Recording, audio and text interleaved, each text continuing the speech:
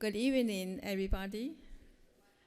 I'm very happy to see all of you here. This is the second annual INIP Symposium.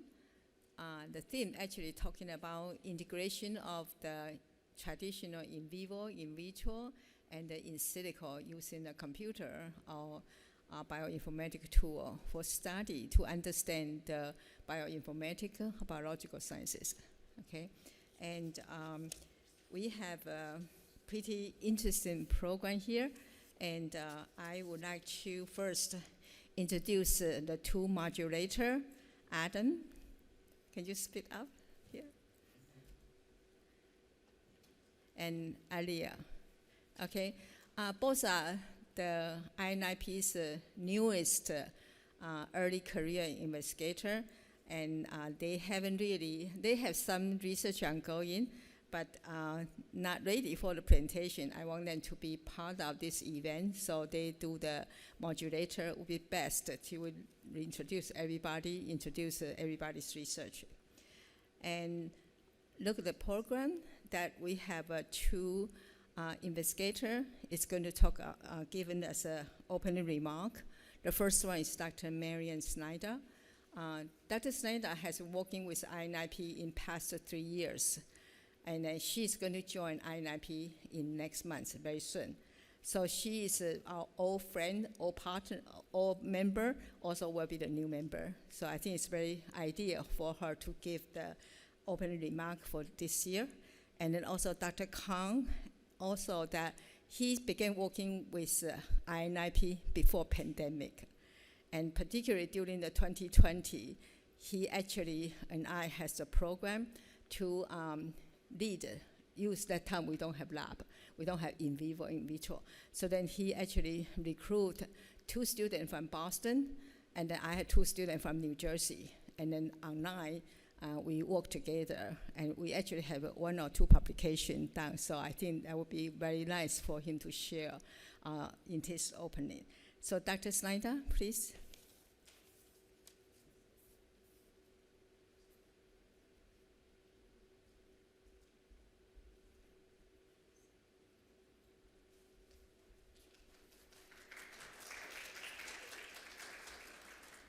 Thank you, Dr. Chang.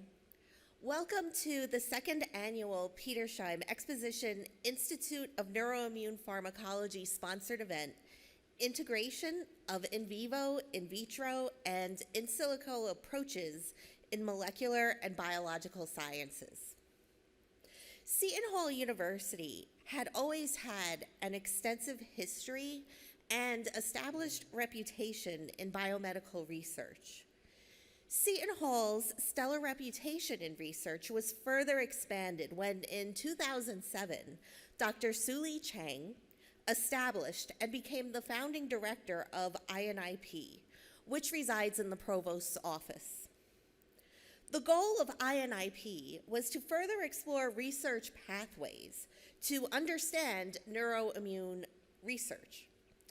Since its inception, INIP research has been supported by research grants and has housed multiple NIH-sponsored projects, including those of which Dr. Chang is the sole PI, with Dr. Vigorito as co-investigators, and those of which Drs. Haiping Zhao and Dr. Mohammed Khan are the multiple PIs, respectively. INIP has established successful collaborative projects with scientists within and outside Seton Hall, including myself, and I am honored to provide the first opening remark this evening. Under the direction of Dr. Chang, INIP lab members continued to research mechanisms of alcohol misuse, addiction, and the effects on the nervous and immune systems, utilizing in vitro and in vivo molecular and biochemical techniques. INIP also partners with the International Drug and Alcohol Research Society, the New Jersey Academy of Science, and the American Society of Science, Engineering, and Technology, or ASET. It is our honor to have Dr. Maria Agapito, the NJAS president, join us this evening, as well as Dr. Khan, who initiated ASSET during the pandemic. Conventional research, including in vivo and in vitro techniques, are indispensable, particularly to address the specificity of biological functions. However, in vitro and in vivo techniques were not the end point in INIP research. Rather, they were merely a starting point. It would have been relatively easy for INIP members to continue with the status quo in their research, since they were already so successful. As President John F. Kennedy once said, "Change is the law of life, and those who look only to the past or the present are certain to miss the future." Dr. Chang seems to have built her career and INIP on this philosophy. The field of bioinformatics, systems biology, and in silico studies has always been an evolving field in constant flux. In 2018, Dr. Chang began advocating for in silico approaches to expand the research projects at INIP. Then, in 2019, Dr. Chang implemented QIAGEN Ingenuity Pathway Analysis at INIP and provided access to this in silico analysis tool to her fellow colleagues and students at Seton Hall. In silico techniques and their incorporation into the in vitro and in vivo molecular and biomedical techniques already established at INIP expanded their research into a new competitive field. These in silico studies were particularly critical when in 2020, the COVID-19 pandemic shut down research labs across the world for more than 18 months. During this crisis, INIP accepted the COVID-19 pandemic challenge and used their digital tools, exchanging their test tubes and pipettes for laptops and the IPA license, to highlight the advantages of in silico studies in terms of speed, accessibility, safety, scalability, and adaptability. In the last 3 to 4 years, these in silico approaches have become the cornerstone of various projects at INIP. I do not know what the future will bring. However, at INIP, I am sure the most cutting-edge technology will continue to allow its members to pursue new areas of research and compete at the highest levels of academia and industry. Thank you for joining us here tonight, and let us now hear more from our undergraduate and graduate students about their in silico, in vitro, and in vivo research.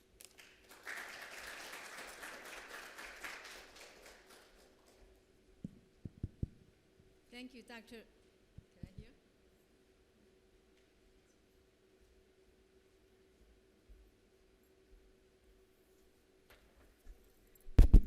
Thanks, Dr. Snyder, for the very positive idea about our dry lab. So I'm also welcome to all the not yet INIP members or INIP's relative here to join us. And now I would like to have Dr. Kang to give his opening remark.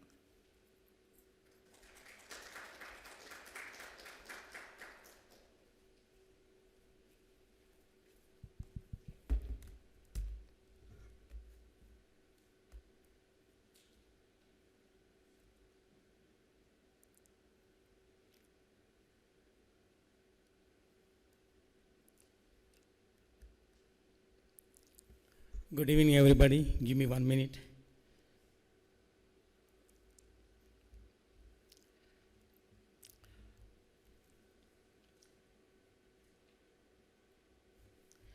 It's my great pleasure to be here to just attend this symposium, INIP symposium, and also which has been conducted by Seton Hall University. So I'm very, very grateful to Dr. Sulie Chang. Thank you very much, Sulie Chang. So Uh, as Ms. Senator said that we started ASSET. So during pandemic COVID time, so just I contacted Professor Chang and just we discussed that I think we have to start an online course for in-silico studies, and she puts forward some ideas. Then we decided and we thought that I think it's better we start some online course for summer students. So we gathered a group of students from New Jersey and from Boston.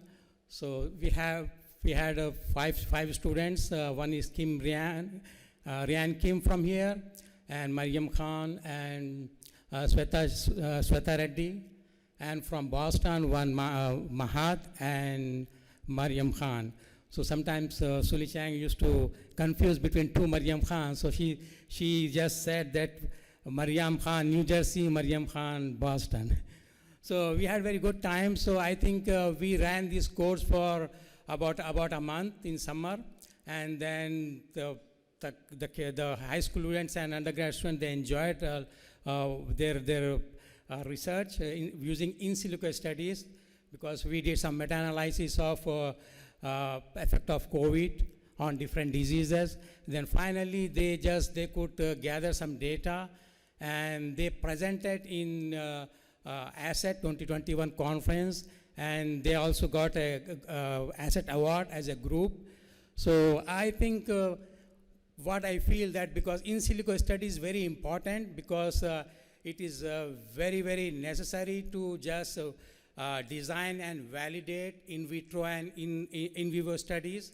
So what I feel that before going into in vitro studies and in vivo studies using animals, first of all, I think is to especially I recommend students to go study in silico studies, then validate your data and develop your hypothesis. Then you can go to in vitro studies and in vivo studies or ex vivo studies. So then you will be having some kind of idea what exactly you are doing. Because if you directly go to in vitro studies or in vivo studies, because it costs a lot of money. So, but here you need only one computer, and then you can you can play with that one, because there are a lot of databases, just like QIAGEN database. Professor Chang, she had license because she paid $40,000 per year just to get that license.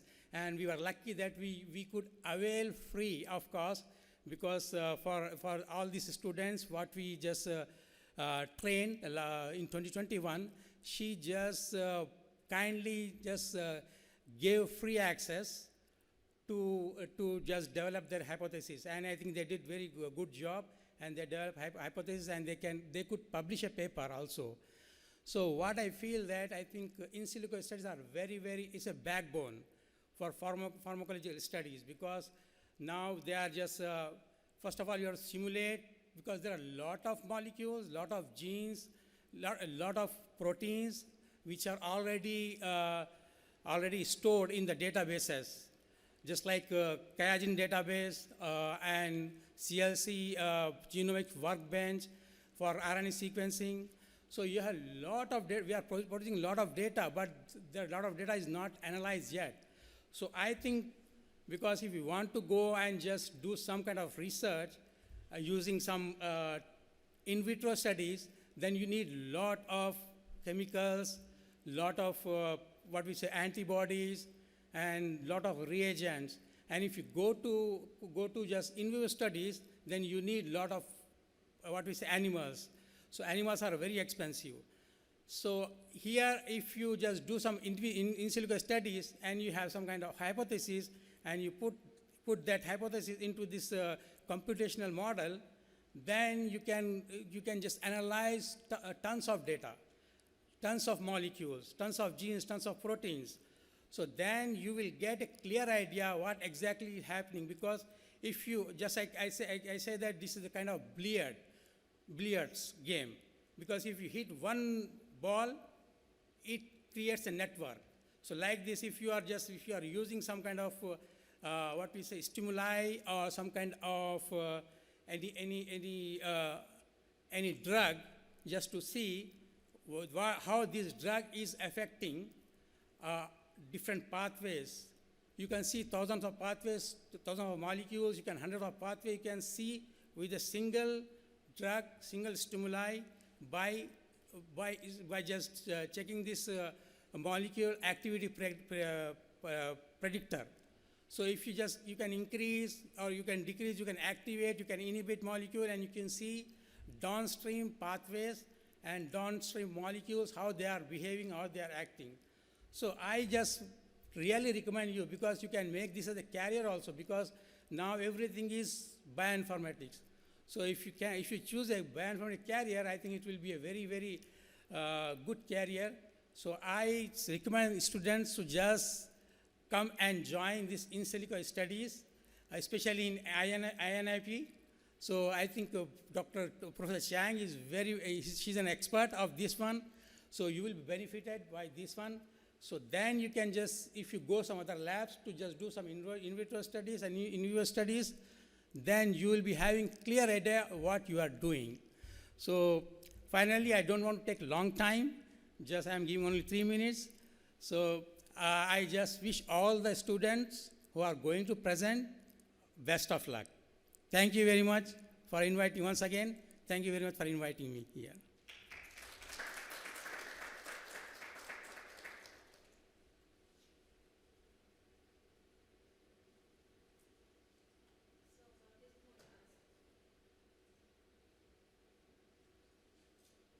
Okay, so we will start our presentation, and then I'm going to hand the podium over to Adam and Alia.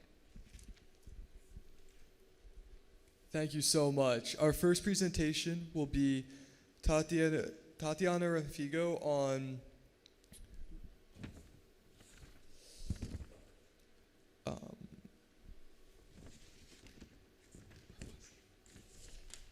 the network of meta-analysis of the effect of alcohol misuse on multiple sclerosis.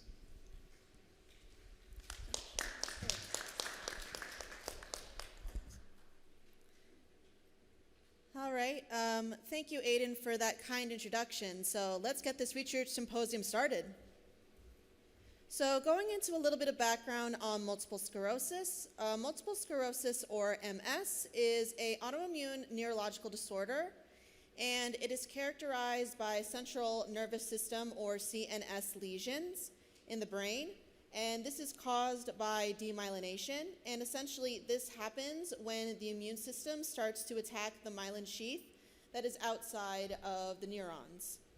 So this nerve dysfunction causes signal dysfunction in the nerve fibers. Essentially, it causes disruption in the signal being able to go. So over time, this can cause symptoms such as pain, paralysis, a vision loss, and other symptoms depending on the severity. So going into alcohol and brain immunity, alcohol misuse has commonly been associated with compromising brain immunity, and specifically a paper by Patel et al. Published in November of 2020 highlighted the significance of anti-inflammatory cytokines in the amygdala during alcohol addiction. And what they found was less expression of anti-inflammatory cytokine interleukin-10 was found in the amygdala. And this specifically not only changed the landscape of the brain immune cells, but it also tended to increase anxiety and dependence disorders that were associated with prolonged alcohol misuse. So going into the relationship between alcohol misuse and MS, the direct effect of alcohol on MS prognosis and development is currently unknown. So there have actually been some conflicting studies. While some say that you should stay away from alcohol because it could prolong this, there are actually some studies that are saying that alcohol consumption may even assist in combating MS symptoms. And this is because it generally tends to weaken the immune system due to its inflammatory response when it enters the body. So in order to investigate the relationship between alcohol misuse and MS, we utilized QIAGEN's Ingenuity Pathway Analysis, or IPA. And this is a bioinformatics tool that allows users to comprehensively analyze gene expression data and infer the underlying causes of the observed fold changes, predict downstream effects, and discover new targets or candidate biomarkers. So I have listed some of the tools used, and as I go through the results, I'll be able to go through these tools in a little bit more detail. And also in this study, I used Gene Expression Omnibus, or GEO, and this was specifically curated by the National Center of Biotechnology Information, or NCBI, and this provides published and verified RNA-seq data, and specifically for this study, we utilized 2 data sets. So the first data set focused on the effects of alcohol on male B6 mice microglia, and then the second study focused on the effects of alcohol on human excitatory neurons, which were derived from induced pluripotent stem cells. So going into how I utilized the GROW and PathExplorer tools, so what we were able to find is that with the molecules that were associated with ethanol and multiple sclerosis, between them there were 74 total molecules shared, but there were only 4 molecules that were directly affected by ethanol and that directly affected multiple sclerosis. And those molecules were CNR1, D-glucose, IRF7, and IFNB1. And then the 9 also signifies the ones that were chemicals and or drugs. So going into the molecular activity predictor, so what we did was we simulated an increase of ethanol, and that was able to further affect our 74 intermediary molecules. And what we found there was that this caused a slight decrease in multiple sclerosis, as you can see in the color coded here. So going into the inverse effect of neurons and microglia to ethanol exposure, what we found with our data sets was looking at the signaling pathways that were associated with multiple sclerosis, we found that for all of these pathways, there seemed to be an inverse relationship. Generally, for neurons, there tended to be a trend of activation, and for microglia, there tended to be a trend of inhibition.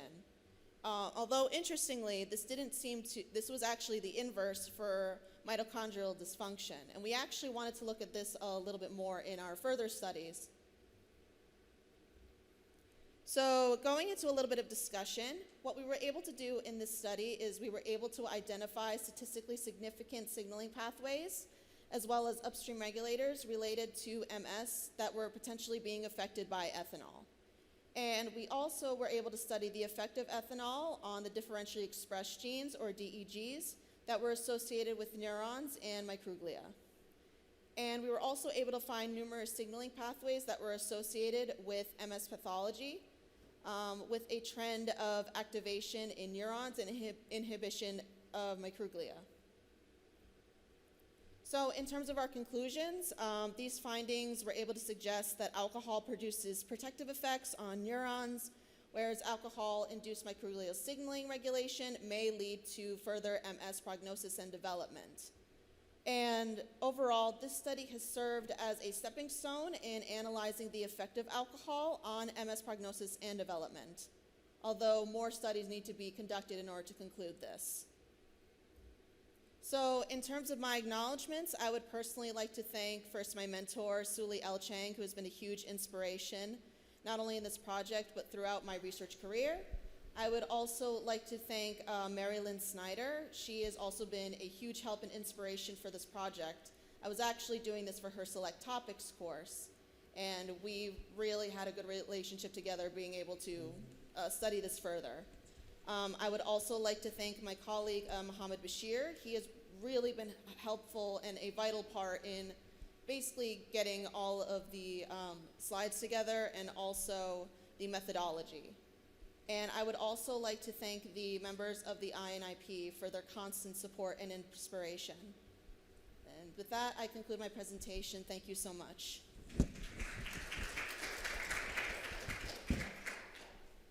Thank you so much, Tatiana, for your presentation and hard work. Now, I would like to personally invite Nazanda Zeran for her presentation on the impact of palmitic acid on microglia cell viability and migration.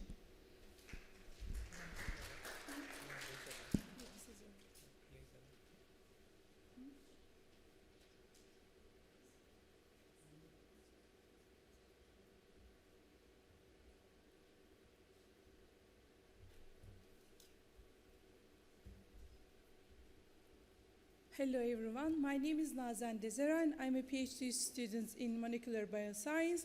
I'm going to talk about the impacts of palmitic acid on MG cell viability and migration. Microglias are the resident immune cells of the central nervous system. They are crucial to maintaining central nervous system homeostasis, and depending on the clues they get from the microenvironment of the brain, they may change their phenotypes.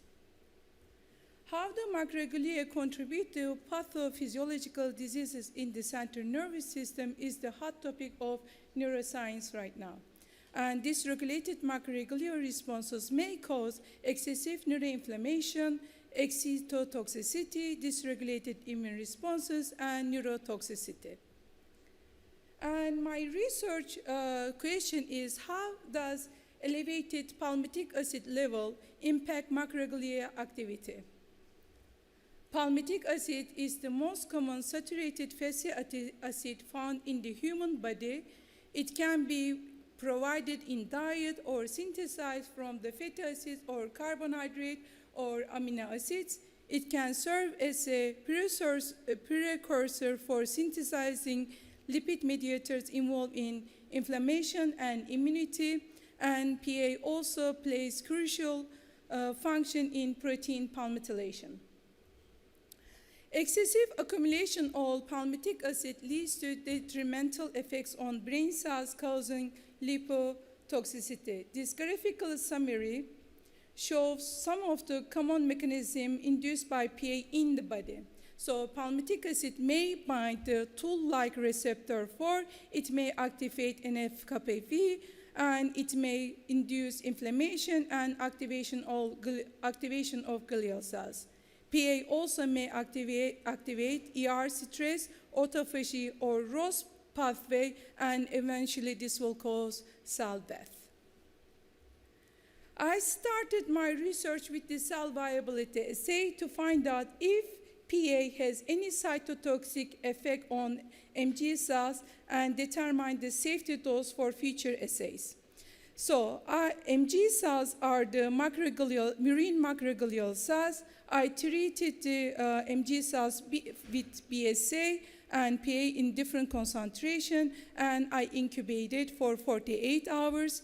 After incubation period ends, I run the MTT assay, and we find out that MG cell viability was not significantly affected by the range of 25 micromole to 100 micromole, and cell treated with 200 micromole PA exhibited a slight decrease in cell viability. For further assay, we use 100 micromole PA to treat the cells.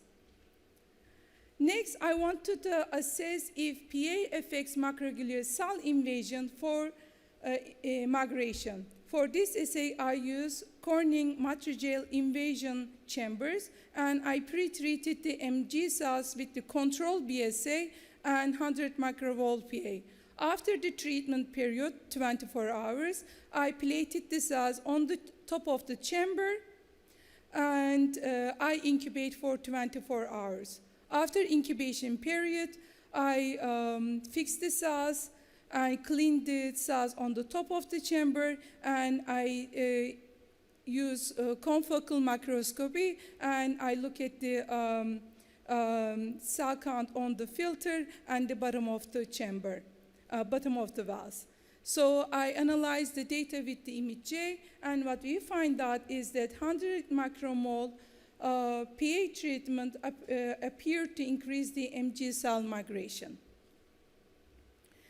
I continue the invasion assay, and this time I pre-treated MG cells with the BSA control and 100 micromole of PA, and I added CCL3 at the bottom of the chamber, and CCL3 is known as macrophage inflammatory protein 1 alpha. It's a cytokine, belongs to CC chemokine family that is involved in the acute inflammatory site, and CCL3 is involved in chemotaxis in macroglia.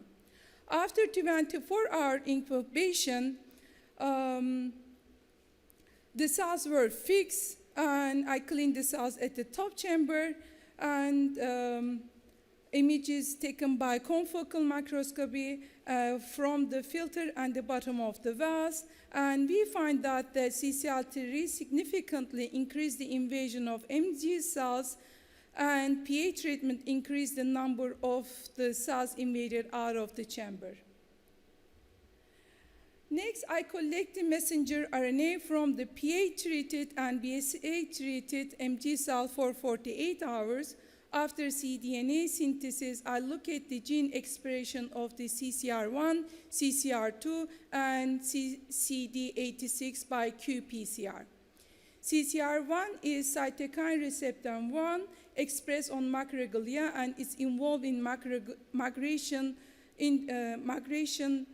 into the site of inflammation. CCR2 is a cytokine receptor involved in cell mobilization, and CD86, also known T lymphocyte active antigen, and it is membrane co-stimulatory receptor that is activated in macroglia.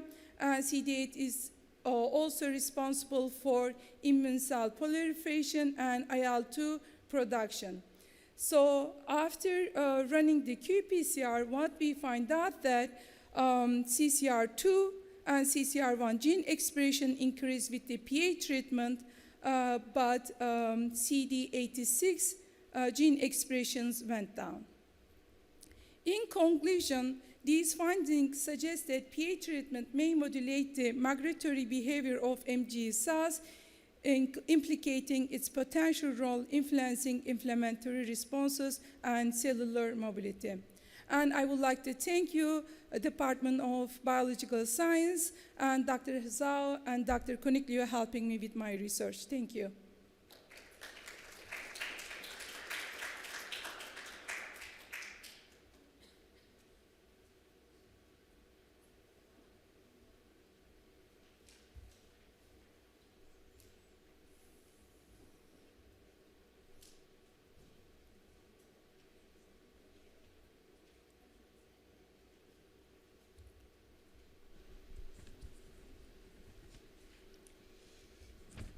I would now like to introduce Connor Jadick on his presentation of the identification of STAT3 target genes that promote breast cancer metastasis.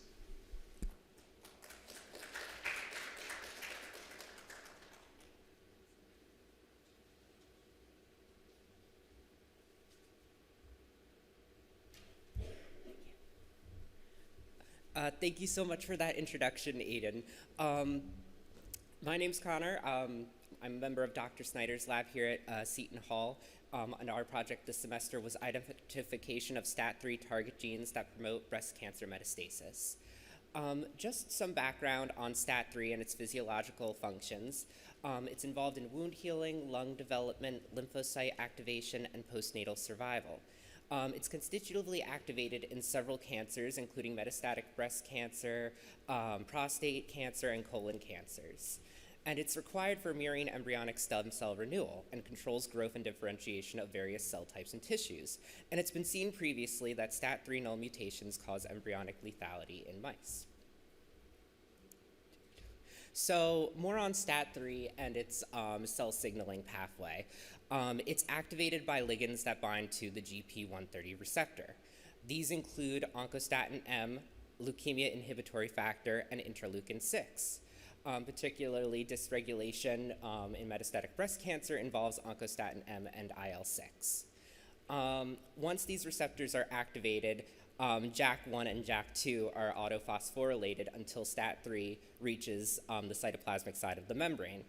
Once STAT3 is phosphorylated, they dimerize and translocate to the nucleus, where they interact with various promoters, leading to increased gene expression. And it's been seen that constitutive phosphorylation of STAT3 leads to the increase of various genes. And that's seen with metastatic breast cancer and some of the genes that are expressed. So we used QIAGEN IPA pathway analysis, the Path Explorer function, to identify potential genes that are regulated by STAT3 to promote invasive metastatic breast cancer.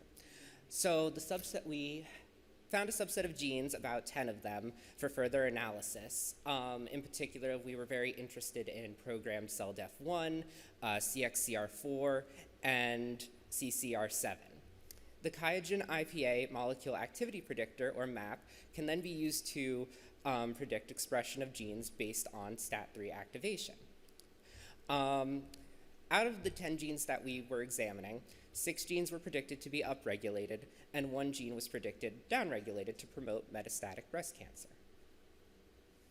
So this is the pathway that QIAGEN IPA gave us based on STAT3 and in a metastatic breast cancer model. So once STAT3 is activated, various genes are upregulated, including PDCD1, CXCR4, ERB, 82, VEGFA, BCL2, and FLT3, while CCR7 is downregulated. So from this information, further library research was performed using sources such as the NCVI gene database to further understand the relationships the molecules have with breast cancer metastasis. One of the reasons that we chose PDCD1, CXCR4, and CCR7 for further analysis was due to various properties that may increase cancer pathogenesis or chronic inflammation. In particular, we were able to do RT-PCR for programmed cell death 1, where programmed cell death 1 is involved in activated T cells and that function that it has with regulatory T cells. It tends to be expressed in many different tumor types and can also inhibit anti-tumor immunity. So for our RT-PCR analysis, we used 4Ti murine metastatic breast cancer cells, which we grown in RPMI medium until about they were 80% confluent. We then treated these cells with the oncostatin M, which activated STAT3 for about 2 or 4 hours, while our control cells were left untreated. We extracted RNA from these cells, and cDNA was provided for us. The RT-PCR was then performed to measure PDCD1 expression levels, and relative expression of programmed cell death 1 had peaked at 2 hours post-oncostatic M treatment and eventually returned to baseline at about 4 hours post-treatment. This supported our previous IPA mapping, which indicated that STAT3 activation is related to upregulated programmed cell death 1 in metastatic breast cancer cell lines. So this was our RT-PCR results that we had gotten, where programmed cell death 1 expression had peaked at 2 hours and then eventually returned to baseline at 4 hours. So for looking at future experiments, we're currently planning to do RT-PCR for CXCR4, CCR7, VEGFA, which is involved in angiogenesis, and BCL2. And we're also could use that for the other gene targets listed that we found from our IPA results to understand relative expression based on STAT3 activation in 4Ti murine metastatic invasive breast cancer cells. STAT3 inhibitors can also be used for our RT-PCR to examine gene expression. Future studies can also be performed in vitro to examine the relationship between JAK2 and STAT3 phosphorylation and target gene expression. And QIAGEN IPA can be used in other cancer models, including prostate and colon cancer, to map gene expression based on STAT activation.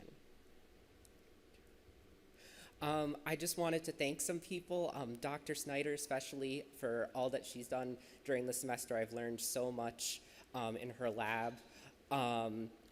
The undergraduate students that are also working in her lab as well as the graduate students, including Hannah, who showed me the ropes, and Dr. Snyder's lab especially, and helping me learn to really get started with my research here at Seton Hall. So thank you so much, and thank you for listening.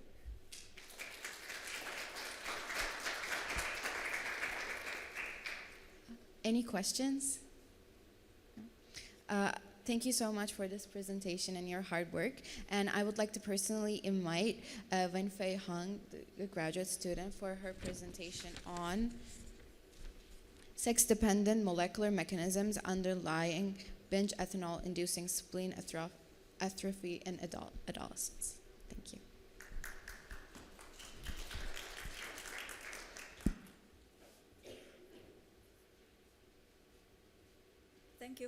Thank you for the introduction. So I'll start my presentation with a little bit background on the spleen. So spleen is a respiratory of immune cells, and it's very important in defense against the infections. So it functions as a filter for the blood cells. It filters the blood cells, and it also controls the level of blood cells. And it's very important in bacteria fighting with white blood cells. However, there is limited studies focusing on the impact of alcohol on the spleen. In one of our previous studies, we found that binge ethanol can induce spleen atrophy in a sex-dependent manner. So in male rats, we found that there is a correlation with the shrinkage of the spleen size with the immune cell population, that including T cell, B cell, and NK cell. However, this is not observed in female rats.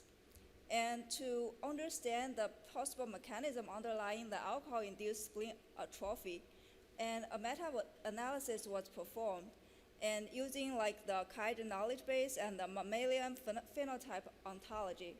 So 26 molecules were identified that possibly contribute to ethanol's impact on the spleen atrophy, and IP analysis of those 26 molecules suggested that ethanol can induce the cell apoptosis, inhibit proliferation, and the increased cell proliferation that possibly contribute to the spleen atrophy. So in this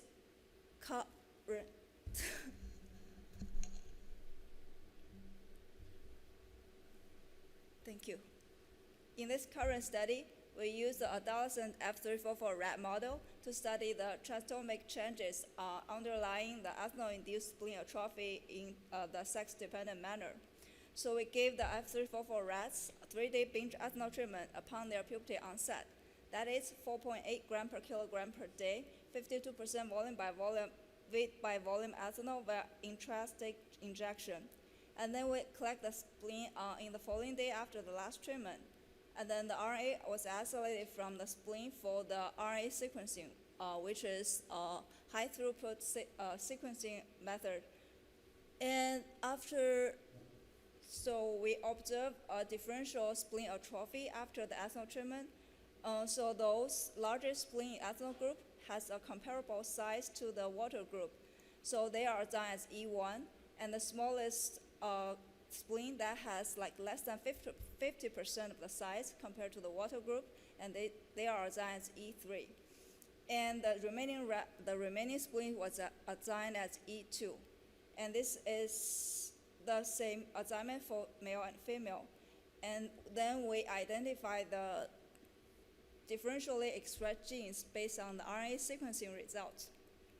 So first, we identify the sex-dependent differential expression genes, or we call DEGs.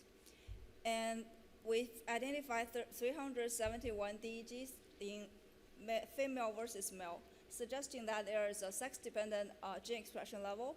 So that suggests a sex-dependent spleen atrophy that induced by ethanol. And here, there were 855 DEGs in female E3 and 1,083 DEGs in male E3. That's much more DEGs than male and female E1 and E2 group. So that's suggesting profound effects of ethanol in these spleens. So in the following studies, we'll analyze these E3 groups in both sexes. So comparing the female and male DEGs, we found that there are 432 DEGs unique in female E3 and 660 DEGs unique in male. And there are only 423 shared DEGs. And then to further understand these DEGs, we do an IPA co-analysis followed by a comparison analysis. So here actually we can see a pattern, like the sex-dependent effects in the ethanol-induced spleen atrophy. It's comparable to the sex-dependent DEGs. That suggests these sex-dependent genes can account for this sex-dependent effect. And then we'll further compare the pathways that involve in this sex-unique DEGs and the shared DEGs. We can see that the unique DEGs has a comparable pathways that with the all the analysis of all the DEGs. That suggested that this sex-unique DEGs might be the key modulators that change the molecular networks underlying the ethanol-induced spleen atrophy. So to confirm that observation, we also do a string analysis that's based on the known protein interactions and functional annotations in the string database. Namely, it's a search tool for retrieval of interacting genes or proteins.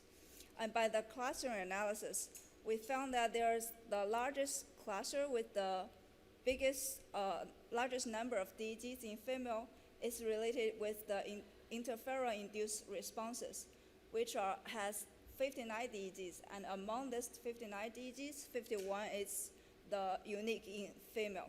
Similarly, in male E3, the biggest cluster contains 160 DEGs that's related with cell deviation. And among these 160 DEGs, 129 is related with, it's unique in male. And here I just demonstrate the comparison of the cluster map showing all the DEGs which are on the left, the panel A, and the sex-unique genes in female E3. So we can see that it's comparable. And this is similar for male. And the biggest cluster of DEGs related with cell deviation is comparable to all the DEGs and the sex-unique DEGs. And as a conclusion, here I present the IPA co-analysis graphic summary. So here I show that the dominant mechanism underlying the ethanol-induced spleen atrophy in male rats is actually inhibited cell proliferations. It doesn't. But in female, the dominant mechanism was like antiviral response and the related cell apoptosis. And this is under the regulation of upstream regulators and several modulators here that I won't go into detail.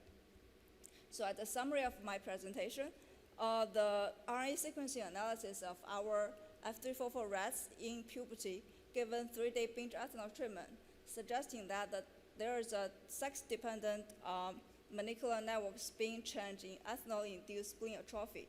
And the dominant mechanism underlying the ethanol-induced spleen atrophy in female is actually immune response and associated with cell apoptosis, while in male it's the inhibited cell proliferation.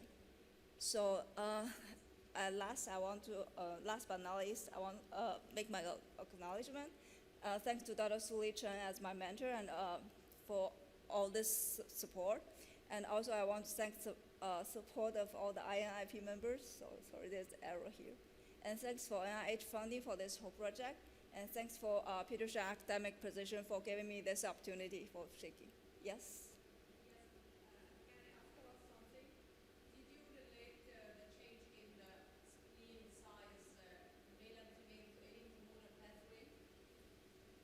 Sorry? Can you pass? I mean, did you relate the change in the spleen mass?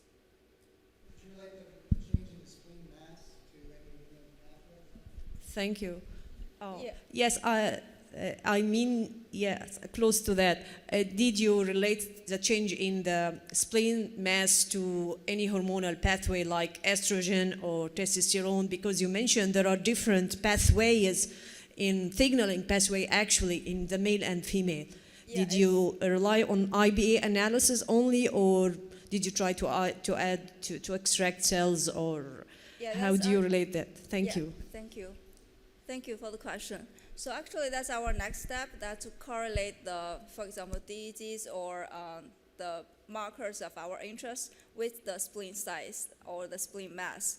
And in this present study, I show my analysis of the E3 group, which is the spleen with the smallest size. That suggests the most sensitive spleens with ethanol's effect. So that can kind of reflect the ethanol's most profound effects. Yes,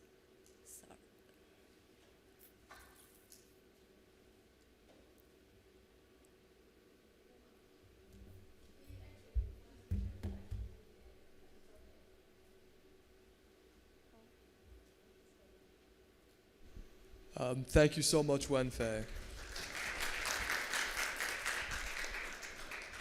Just a little announcement. Although we appreciate the feedback, we're going to try and hold some questions till the end. So if you have a question, please just make a note of it in your phone or your pamphlet or anywhere you see fit.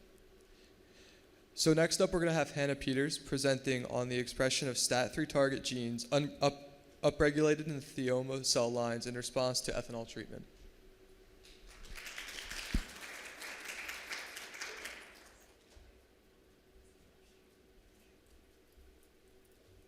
Hi, everyone. So my name is Hannah. I will be presenting part of my thesis data with you guys today on STAT3 regulation of downstream target genes in thymoma in response to various ethanol treatments. So I kind of get to go off the back of Connor here, who talked a little bit about STAT3.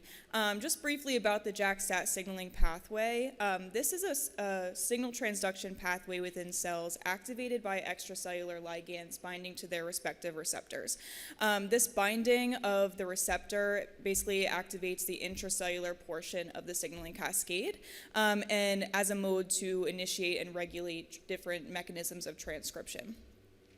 So here is a general picture of the pathway. So we would have our extracellular cytokines binding their respective receptor.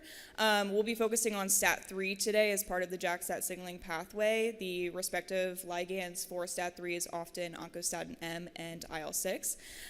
So these bindings to their respective receptor would initiate an activation in the intracellular domain of the cytokine receptor that has these bound JAKs attached to them. The receptors will then dimerize in the internal portion of the cell and activate this initiation of the phosphorylation cascade, in which the JAKs would autophosphorylate themselves, and this would cause the next step, which would be the phosphorylation of a tyrosine residue on the intracellular domain of the receptor, which will then recruit latent cytoplasmic STAT molecules, again we're looking at STAT3 today, to the receptor for their respective phosphorylation on tyrosine residues. And then the STAT molecules phosphorylated would then dimerize themselves, become activated in their phosphorylated states, and can therefore enter into the nucleus via pore complexes. And STAT molecules have a DNA binding domain that helps them bind STAT3 respective target sites on DNA to regulate, either upregulate or downregulate mechanisms of transcription. So that's just a very brief overview of the pathway. Up here we also have negative feedback molecules for the JAK-STAT signaling pathway. Ideally, the JAK-STAT signaling pathway is used to keep the homeostasis of the cells. However, in dysregulation, in which these negative feedback mechanisms are either turned off or there are additional positive feedback mechanisms, this is when the JAK-STAT pathway would become dysregulated and have that constitutive expression often found in various cancer types. So today I'll be showing you some of my data on STAT3 in thymoma. So thymoma is a cancer cell line in the tissue of the thymus gland in the upper chest.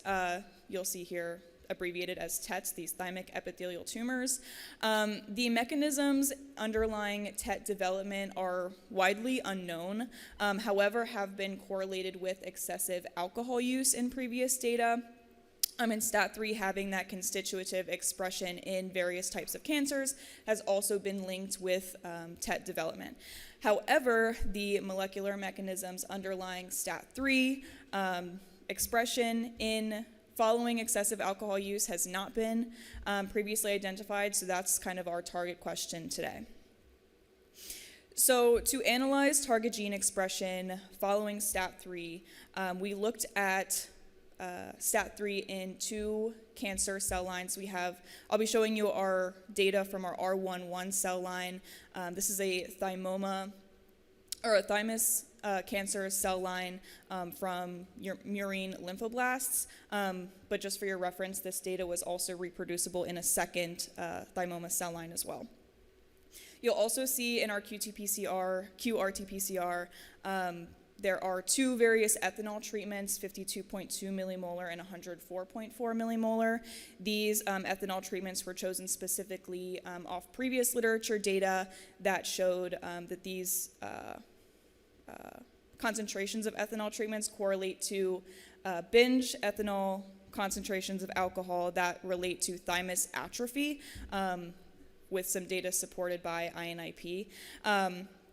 So we cultured our cells in these various ethanol concentrations, as well as incubated the cells in these various ethanol concentrations at either 2-hour or 4-hour marks.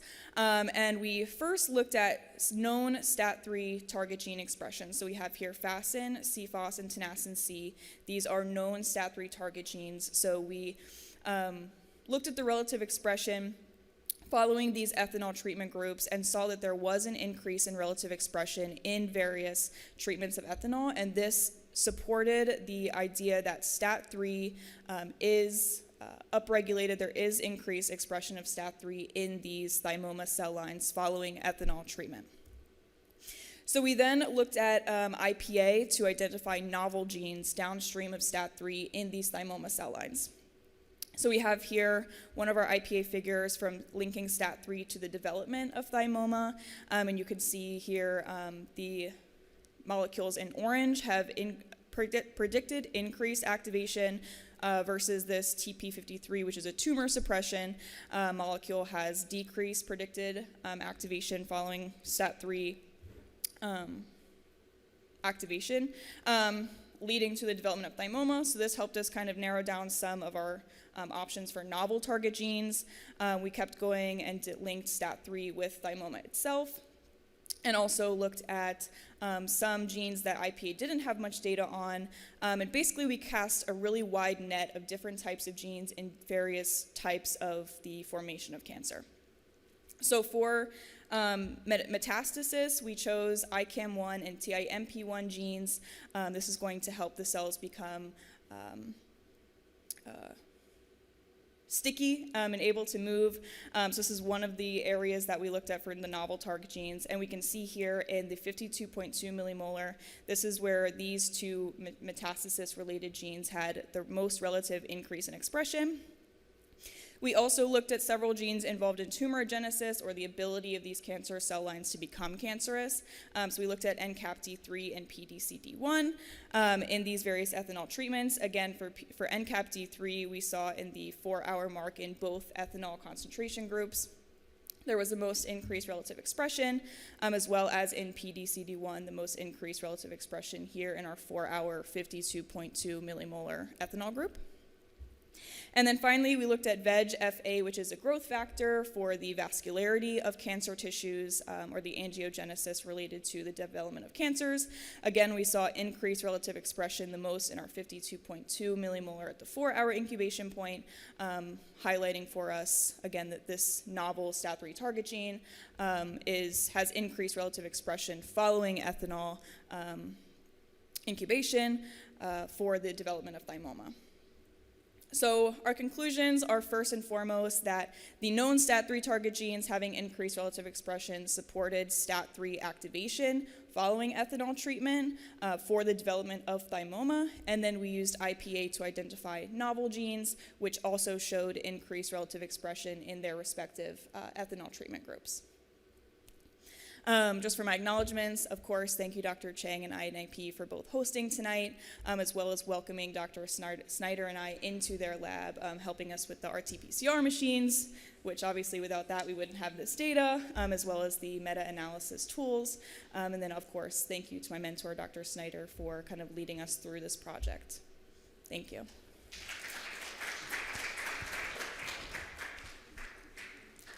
Thank you, Hannah, for your presentation. Now I would like to invite Mohammed Bashir for his presentation on utilizing bioinformatics tools to navigate the association between alcohol consumption and glioma.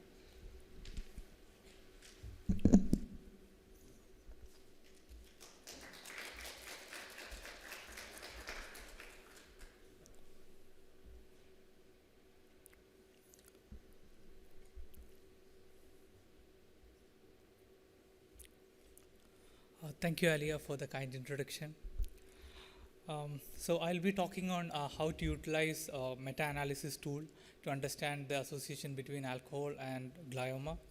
So a simple definition of brain tumor is that it's a collection of abnormal cells that grow in either in the central nervous system. It can be either in the spinal cord or in the brain. So these like the characteristic feature of these cells are like they have abnormal proliferation potential, so that the one cell become 2, 2 become 4, and 4 become 8, and they end in a like lump of cells that results in the tumor. In the United States, there are, according to San Diego Brain Tumor Foundation, there are around 700,000 people living with brain tumor. Among them, like 30% of them are malignant tumor, 70% are benign tumor, and the most common type of brain tumor is glioma, which is the tumor in the glial cells in the brain. So WHO has defined this glioma into 4 types based on their severity and their invasion potential. So the grade 1 being the less malignant and slow growth tumor, to the grade 4 being the fastest and the most aggressive tumor, which is commonly called as glioblastoma. So at INIP for the last 2 decades, like we have been studying on the impact of alcohol on various systems, including like nervous system, immune system, and right now, like we thought of like expanding our studies to the only one tumor that is associated with the nervous system, that is the glioma. So before beginning with the in-silico studies, like I looked into literature, like what is there in the literature. So I could find some literatures that have been studied the association between alcohol consumption and the incidence of glioma. So there was a population study in 2021 and an observational meta-analysis in 2014 that suggested that there is no association between alcohol consumption and glioma, whereas a study from Melbourne in 2011, they have found that there is a dose-dependent relationship between alcohol consumption and incidence of glioblastoma. So in our lab, we have studied that how alcohol can impact our nervous system. So we found that alcohol consumption increases the peripheral inflammation first, and then it can trigger the central inflammation in the brain. So to test, so with this background, like we came to a hypothesis that the alcohol's effect on the inflammatory system can be a potential cause for the increased risk of glioma in alcohol consumers. So to test this, like we have come up with 2 approaches. The first one, we used the Quagen knowledge base, which is a repository of over 7 million findings, and like from where we found the molecules associated with alcohol as well as the glioma and glioblastoma, and we used the IPA tools to study how alcohol, the simulation of alcohol, like which is mimicking alcohol consumption in a biological system, how it can affect the glioma as well as glioblastoma. So we also looked into some mechanistic approaches, like one of the key events during glioma is the migration of the microglial cells, and we also tested how alcohol can affect the neurofilament light chain expression in this during the condition of glioma. So first we studied how alcohol consumption can affect the glioma. So we found that increase in alcohol exposure, which is mimicking alcohol consumption, is increasing glioma. So actually these molecules, you can see a lot of colors here like red and blue. So the orange color indicates it's the molecule is being activated once following alcohol exposure, and the blue indicates it's inhibiting. So like these conclusions has been drawn based on statistical evidences that is calculated with Fisher's exact text. So we actually want to give some more statistical evidence of what we are seeing in the IPA. So we used a method called downstream effect analysis, where we study each and every molecule that that is involved in alcohol-mediated glioma, and we calculate an overall Z-score by using by studying the each relationship between each molecule, and we compute an individual Z-score for each molecule. With this, then we will find the overall z-score for the alcohol-mediated increase in glioma, and we found that there was a positive z-score of 2.04 with a p-value of 0.042, suggesting that alcohol significantly increases glioma. Similarly, we also studied glioblastoma, and we found that an overall z-score of 1.75 with a close significant p-value of 0.08, which is close to significance, and suggesting that alcohol increased glioblastoma levels. So another aspect of another mechanistic aspect which we were trying to study was the migration of microglia. So during glioma, one of the characteristic feature of glioma is that the hypoxia, where oxygen supply to the brain decreases. So during this condition, the microglia, the tumor-infected microglia cells started migrating to the various parts of the brain, thereby promoting the invasion of the cancer cells. So we want to study whether alcohol has any effect on the migration of microglia. So we found that the alcohol simulation is actually increasing migration of microglia. Another key characteristic feature of glioma was the neurofilament light chain, where in severe glioblastoma cases where the white matter of the brain is completely ruptured. So the white matter is made up of mainly neurofilament light chain, and during the severe cases of glioma, like glioblastoma, so a study in 2019 has reported that there is an increased level of neurofilament light chain in the plasma of these glioma patients. So we found that alcohol, due to its neurotoxic properties, it can increase the neurofilament light chain, which can be a contribution factor for the alcohol-induced increase in neurofilament light chain expression, and it can also support the progression of glioma. Another methodology which we used was taking the transcriptomic data from alcohol-exposed data. So our intention was to study whether alcohol consumption can have any effect on the glioma. So we studied alcohol transcriptomic data, which was given here the mice was treated with alcohol for a binge level of alcohol, and the brain regions, including 7 brain regions, were dissected out, and we analyzed the differentially expressed genes in these brain regions. And we use the IP-QAGEN knowledge base to study the signaling pathways that are associated with these differentially expressed genes. So here I've listed all these differentially expressed genes in the various regions of the brain, and the red ones indicates upregulation of these genes, and the blue ones indicates downregulation of these genes. Then we studied what all signaling pathways has been associated with these differentially expressed genes. So we found that alcohol, one of the top activated signaling pathway was the glioma signaling, and we found that this was activated in the prefrontal cortex, nucleus of accumbens, and ventral tegmental area of the brain. And if you see here that the alcohol-induced increased expression of the RAS protein, which is a key regulator of this, the cell cycle regulator, and activation of this RAS is increasing the cell growth, cell proliferation, and cell survival. Also, we also found that alcohol consumption is inhibiting TP53, that is a tumor protein 53 protein, which can actually increase the invasiveness, increase cell proliferation, and decrease apoptosis in brain. So, these are all contributing to the increased invasion or cell proliferation of the tumor. So, another key mechanism that we could see was the alcohol-mediated dissociation of the RBE2F complex. So the RBE2F complex is a key regulator of cell cycle, and we found that alcohol is disrupting this RBE2F checkpoint. Thereby, RB is a tumor suppressor and activating the E2F, which helps the cells grow much better. Another pathway which we were looking into was the activation of interleukin-8 signaling pathway, where we found that a whole bunch of following alcohol exposure, there is an increased IL-8 expression.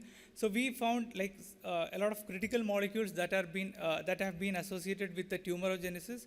We found that alcohol activates anti-apoptotic molecules, thereby inhibiting apoptosis signaling, helping the tumor cells to grow. We also found that activation of metallopeptidase, which actually increases the cell proliferation and helps in cell migration. And also we found there is an increase in the vascular endothelial growth factor. My previous presenter, Hannah, have shown that alcohol is increasing VEGF in the thymus. Here in brain also I could see that alcohol increases VEGF expression and it actually increases the angiogenesis, helping the tumor cells to grow. So in conclusion, we were looking into we developed two methodologies to study whether alcohol consumption has any effect on glioma. So we found that both our approaches suggest that in Quadrant knowledge base, we found that alcohol is increasing glioma as well as glioblastoma signaling. It is also increasing the microglial migration and neurofilament light chain expression. When we analyzed the transcriptomic data from the mice brain samples, we found that alcohol induced activation of glioma signaling, interleukin-8 signaling, coming to a conclusion that there is a positive association between alcohol exposure and glioma signaling. I would like to thank my mentor, Dr. Chang, and as well as Dr. Snyder for helping me in designing this project, and also all the INIP members, and also this study was partially supported by NIH R21 grant. And also I would like to thank the judges for judging. Thank you. Thank you. Thank you to all of our graduate student presenters. Now I would like to invite all of them to the stage for a group photo. Thank you.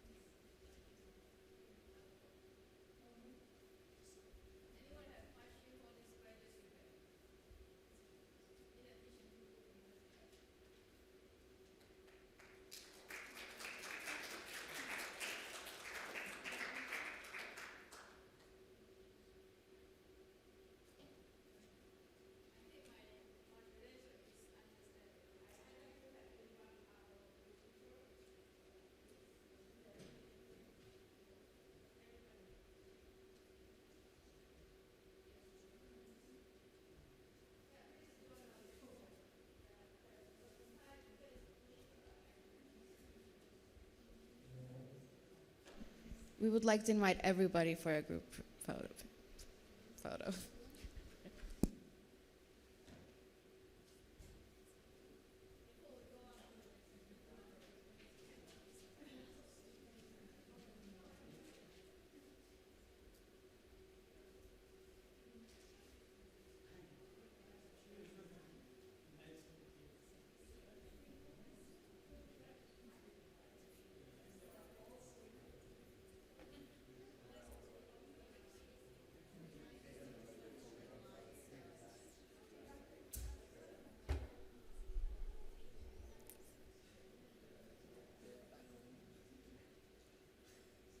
This is fine. Any kind of slide. It's fine. Do you have another one? Okay, like a neutral one, like microglia, it's fine. Go to the website. Like your the one with the IPA picture. Do you have one? This is fine. No, I don't have that. Like this one. Okay. Yeah. Yeah, it's neutral. This is good. All right. Okay. Okay.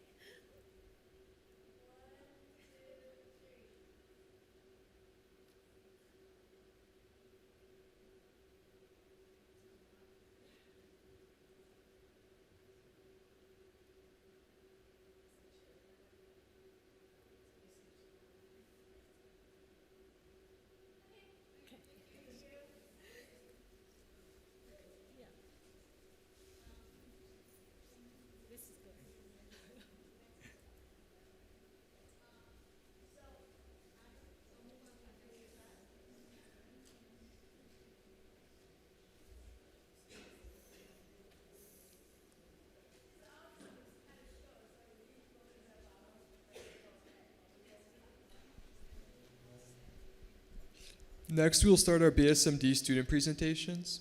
I would like to invite up Dr. Maria Agapito to introduce Jonathan Zhang.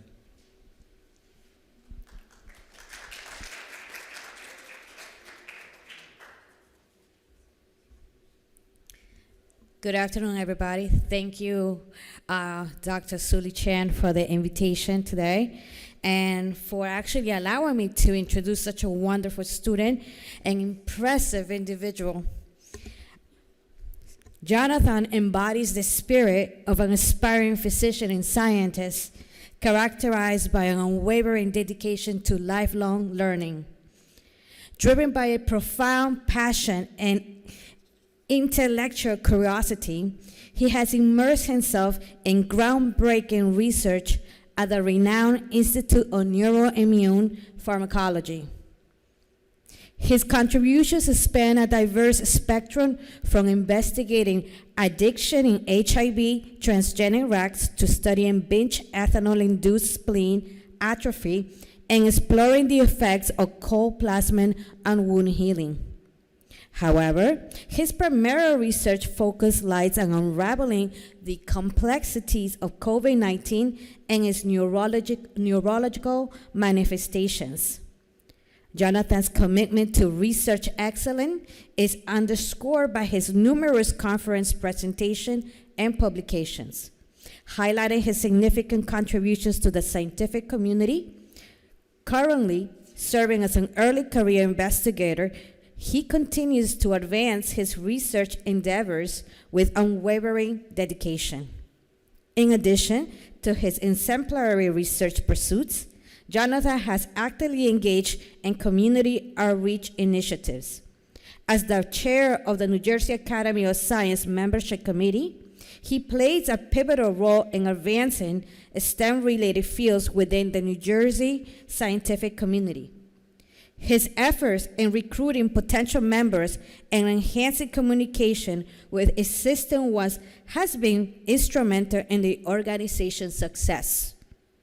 Furthermore, Jonathan's leadership was showcased recently when he led a group of 40 students from various schools in New Jersey to serve as New Jersey Academy of Science ambassadors, fostering collaboration and unity among them.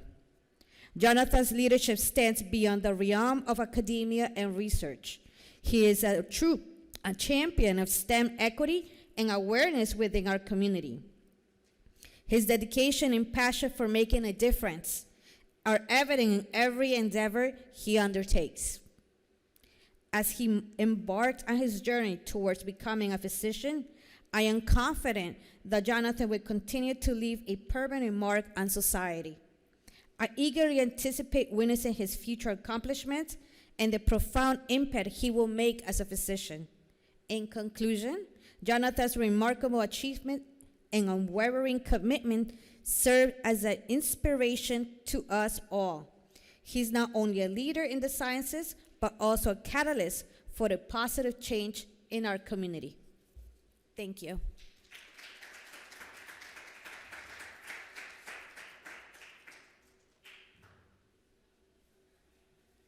Thank you, Dr. Agapito, for the kind introduction. The world was never the same after the global COVID-19 pandemic. Conventional research in vivo and in vitro are indispensable, particularly to address the specificity of biological functions. However, they were severely limited during the pandemic. These unique challenges highlighted the advantages of in-silico studies, as we have seen in our graduate presentations, in terms of speed, accessibility, safety, scalability, adaptability. So studying in vivo and in vitro data using bioinformatic tools and knowledge base. So we have In-silico, which is computer-based, that for our lab we use IPA, and we also use data from public websites and individual lab data from in vitro and in vivo studies. So we're able to combine both the in silico aspect as well as the in vitro and in vivo aspects of science to merge them together. So one important thing in the NIH is, or in research in general, is data management and sharing policy. So it's really important to actually share scientific data, and the NIH has mandated that for all people doing research and even those for applying grants, they have to share their scientific data so we can have better use of the data and accelerate the pace of biomedical research. Data sharing provides a more effective way of using resources and avoids unnecessary duplication of data collection. So there are numerous open data sets available to the public. So the one we will be focusing on today is a gene expression omnibus from the NIH. So if you look at the graph on the left side, there's so many series that are actually stored from GEO, and we see an exponential growth of data sets. However, if we look at the citations, it's only a small fraction of what's actually there. In fact, from 2024, there was 226,037 series that are used, but only less than 10% of that is actually being used by, reused by scientists. So my presentation highlights the pieces and the patterns. So pieces to patterns. So we have a biological entity, and we have diseases, we have genes, we have molecules, we have proteins, but they don't act alone. We have a bunch of them that work together in order to form our whole human body. So this aspect allows us to highlight the pieces together and better understand the whole clinical picture of what we are. So the workflow for using public data that we have established at INIP is that we take gene expression omnibus data, GEO data, and then we either analyze it with our CLC genomic workbench or the publicly available software called GEO2R. And this allows us to find differentially expressed genes. So these are genes that are significantly different from what we are studying. And then from there, we also have IPA public databases where we can get those differentially expressed genes. And in combining those two, we can use IPA to run overlay analysis, core comparison analysis, as well as a knockout simulation. So for this presentation, I'll talk through my journey of how I started at INIP. So I started at INIP in my freshman year, and I went through a bunch of different studies. So last year, I actually presented at the Petersheim, and I talked about using studying HIV-mediated addiction using in-silico simulated knockout. So this is an innovative use of in-silico tools to knock out genes compared to the contemporary knockout of CRISPR-Cas9. So how CRISPR-Cas9 works is that you basically have to we basically put restriction enzymes and then they cut the DNA so that you can study specific knockouts. So knockouts are removal of those specific genes. But this is very time consuming and this can require a lot of resources. So this is where in-silico really shines and allows us to explore the advantages of in-silico research. So mimicking HIV transgenic, so we have HIV transgenic rats, and those allow us to mimic HIV patients on CAR T therapy by knocking out GAG and POL genes. But when we analyze those data, we found that there are a bunch of different neurotransmission genes involved, and then we're able to use in silico studies to knock out, so this X right here, we're able to knock out these specific genes to see its effect on drug addiction. So this is a quick graphical summary. So we basically take the GEO data, our data that we produce, and it's also publicly available in IPA, and we identify those differentially expressed genes, and then we compare those HIV transgenic differentially expressed genes to the knockout so that we're able to see the differences in both.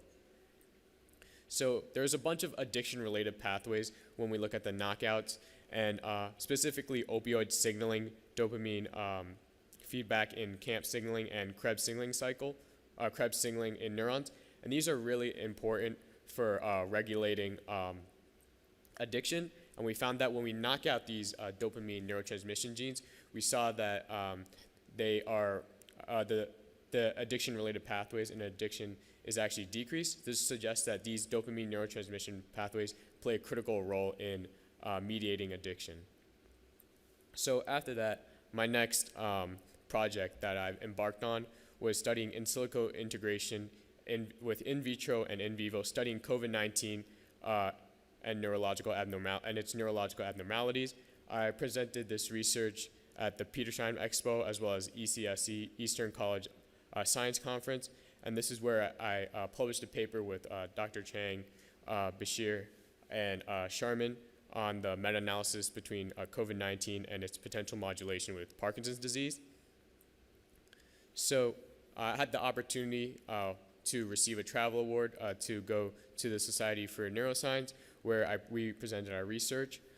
So basically, what I wanted to highlight is that we took IPA, which is in-silico side, and then we also had PC12 cell cultures, which is used to mimic Parkinson's disease, as well as public data from the NIH. And we're able to integrate all three of these to give us findings.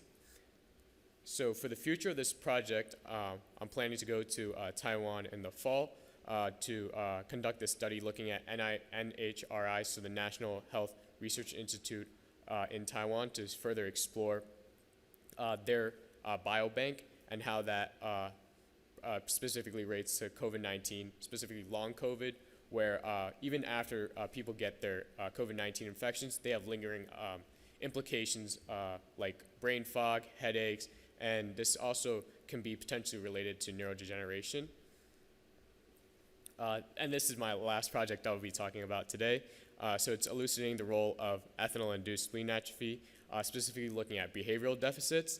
And if you look at the top image on the right side, that's me and Dr. Agapito for being awarded the Senior Academy presentation, where we presented last year.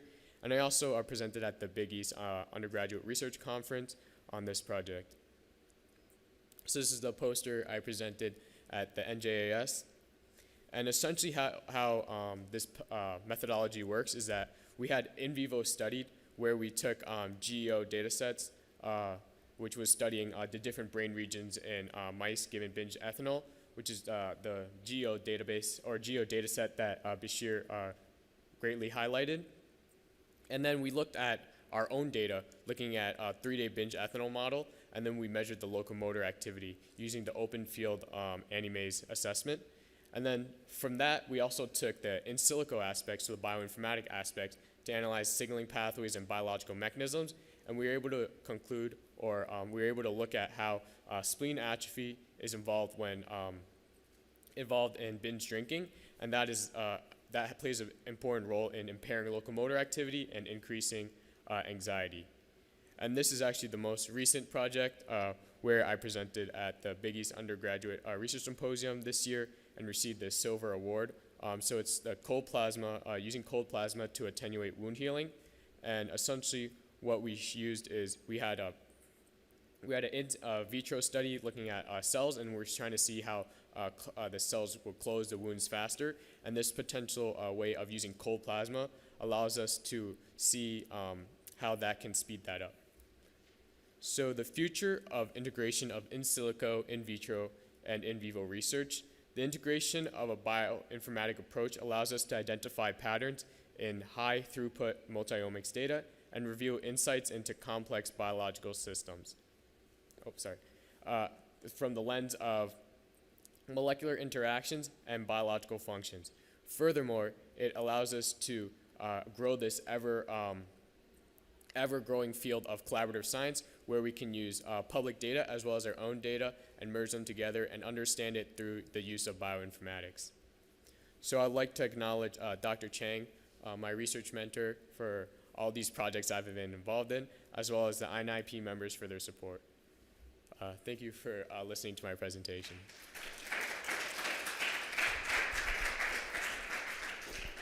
Thank you, Jonathan, for your presentation. Now I would like to invite Carlos Aguirre for his presentation on TGF-beta promotes cell migration of for T1 metastatic breast cancer cells through STAT3 signaling.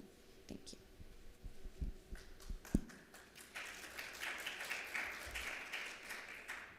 Perfect, thank you. The laser is here. Laser. Hello everyone, my name is Carlos, and I'm going to be presenting the TGF-beta promotes cell migration of 41 cells, metastatic breast cancer cells through STAT3 signaling. So how does STAT3 work? STAT3 is a family of transcription factors that are inactive in the cytoplasm and consists of STAT1 through 4, 5A, B, and 6. They're phosphorylated by jantus kinases, which are activated by extracellular signaling proteins, which include growth factors, hormones, and cytokines. This is crucial because it plays a crucial role in immunoresponse, oncogenesis differentiation, apoptosis, and proliferation. This is an illustration of the JAK-STAT pathway for cytokine signaling that we saw in Hannah's presentation. And we're gonna dive a little more into the STAT3 specifics. So STAT3 is activated by ligands that bind into the GP130 receptors, and these include oncostatin M, leukemia inhibitor factor, and interleukin-6. And then it's also phosphorylated by JAK1, 2, and TYK2, and then dimerizes into the nucleus. But how does STAT3 promote cancer metastasis? STAT3 is activated in a number of cancers, including breast cancer, and constitutively activates STAT3 promotes tumor growth and breast cancer metastasis. And overall, a STAT3 knockdown will block breast cancer cell migration. The big question of the study is, we are able to find other cytokines in addition to IL-6 and OSM that induces cell migration through STAT3. There has been extensive research about IL-6 and OSM in STAT3 activation and cell migration. So we're looking into how TGA-beta in STAT3 signaling and cell migration in metastatic breast cancer cells. What is TGA-beta? TGA-beta mediates EMT and metastasis in mouse and human breast cells cancer lines. And 41 cells are mouse metastatic breast cancer cells. We looked into known STAT3 gene targets such as tenascin C, CFOS, and FASN in order to determine if TGA-beta activating in response to TGA-beta. We further analyzed the migration in response to TGA-beta treatments utilizing healing assays. As we can see on the third box over here, whenever TGA-beta and 41 cells are expressed, there is cell migration. But as soon as we introduce STAT3 inhibitor, there is no migration and the cells stay suspended in this place. In conclusion, we are able to conclude that TGA-beta expression target cells in 41 cells, as well as TGA-beta induces migration of 41 cells, is dependent on STAT3. I want to give a big thank you to Dr. Snyder for allowing me to be part of the study, as well as Hannah Peters for being a big help in this study, as well as Dr. Chang for allowing us to use a lot of the equipment to make this happen. Thank you, everyone.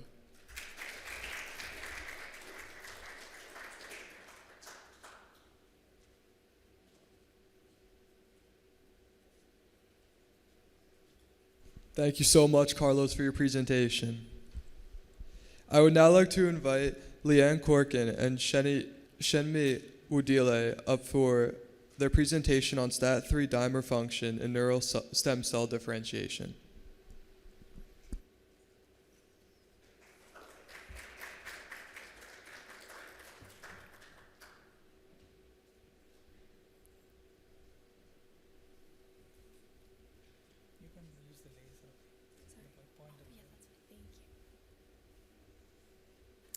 Good evening, everyone. My name is Chinaman Wadley. And I'm Leanne Corcoran. And our presentation is on STAT3 and STAT3 dimers function in neural stem cell differentiation. Okay, so I'm just going to reiterate a few things that, some of the other members of Dr. Snyder's lab discussed. So essentially, we're going to be talking about the STAT family. So STAT stands for signal transducers and activators of transcription, and it's going to be a family of transcription factors that are latent in the cytoplasm, and that consists of STAT1, 2, 3, 4, 5A, 5B, and 6. STATs are going to be phosphorylated by Janus kinases, and these Janus kinases are activated by extracellular signaling proteins, such as growth factors, hormones, and cytokines as well. STAT proteins are involved in immune response, oncogenesis, differentiation, apoptosis, and proliferation. So here we just have an image of a basic STAT signaling pathway. This is obviously very simplified from how complex the pathway is in the cell, but essentially what we're seeing here is that the STAT is phosphorylated by the Janus kinase and then forms a homodimer, And then once it forms that phosphorylated dimer, it's able to enter the nucleus and alter the DNA by activating transcription of certain target genes. So STAT3 specifically is a transcription factor within that STAT family, and it's activated by ligands that bind to the GP130 receptor, such as oncostatin M or OSM, leukemia inhibitory factor or LIF, and interleukin 6 or IL-6. STAT3 is phosphorylated by Janus kinase 1, Janus kinase 2, and tyrosine kinase 2 as well. And then, as I mentioned before, once phosphorylated, STAT3 is able to enter the nucleus and then regulate transcription for genes involved in a variety of cell processes. There are multiple functions of STAT3. We have seen in mice that STAT3 null mutation causes embryonic lethality. STAT3 is also involved in wound healing, lung development, lymphocyte activation, and postnatal survival. It is constitutively activated in several cancers and is required for embryonic stem cell renewal in mice. Controls growth, differentiation of various cell types and tissues. As we have been discussing and researching in this lab, we have seen that STAT3 can promote neuronal differentiation, and with this, STAT3 signaling pathway activates transcription of SOX6 genes, and STAT3 are found to regulate expression of SOX2 and SOX6 in neuronal differentiation. So for our individual research, we kind of use the IPA, or Ingenuity Pathway Analysis Path Explorer function. So I know a couple of other presentations have mentioned, but essentially what we did here is we created these maps on the side. Up top is the STAT3 dimer, and then below is just STAT3 total. So that involves all forms of STAT3 in the cell. So essentially what we're seeing here is that STAT3 and STAT3 dimers are involved in regulating a number of target genes that are involved in a huge variety of cell processes. So we've narrowed it down to 5 specific genes that we were more interested in doing research on. So we used online functions such as the National Institute of Health to do more research on 5 genes in specific. The genes that we focused on for this research is the extracellular signal regulated kinase, which is a type of MKP, which is a mitogen activated protein kinase, and it's seen in multiple cellular processes from gene expression to metabolism. We have used the NYC gene, which is found in malignant tumors. The overexpression of this gene promotes the processes of oncogenes, which promotes the uncontrolled growth of cells, unlimited cell division, genomic instability, metastasis, and angiogenesis. The amyloid precursor protein, which contributes to prolonged neogenesis through suppressing pro-neogenic activated transcription proteins.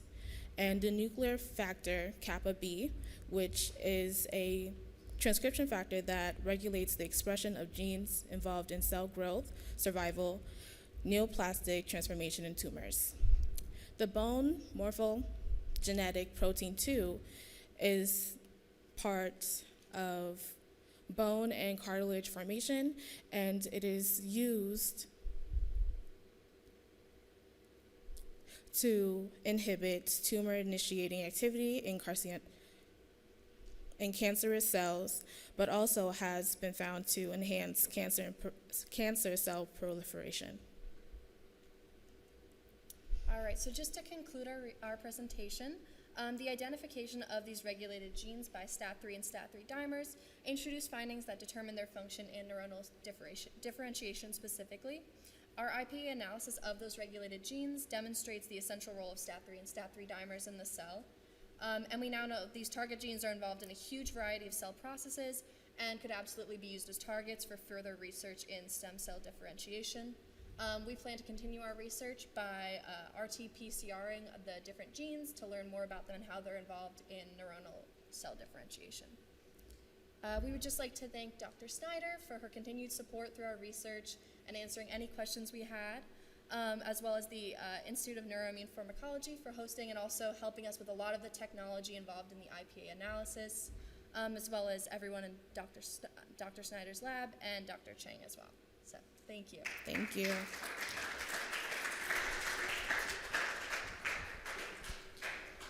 Thank you so much for this presentation. Now I would like to invite Juliet Patel and Shri Manuel for their presentation on identification of STAT3 target genes involved in neuronal differentiation and glioblastoma using collagen ingenuity pathway analysis.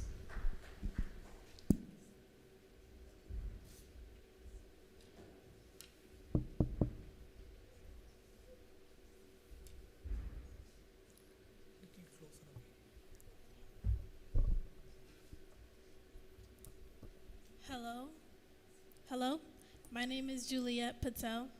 And my name is Shri Madhavel, and our research focused on STAT3 transcriptional regulation in neuronal differentiation and glioblastoma. So we performed 2 separate projects, and our ultimate goal was to identify target genes involved in these processes. First, I will start by introducing STAT, which are signal transducers and activators of transcription.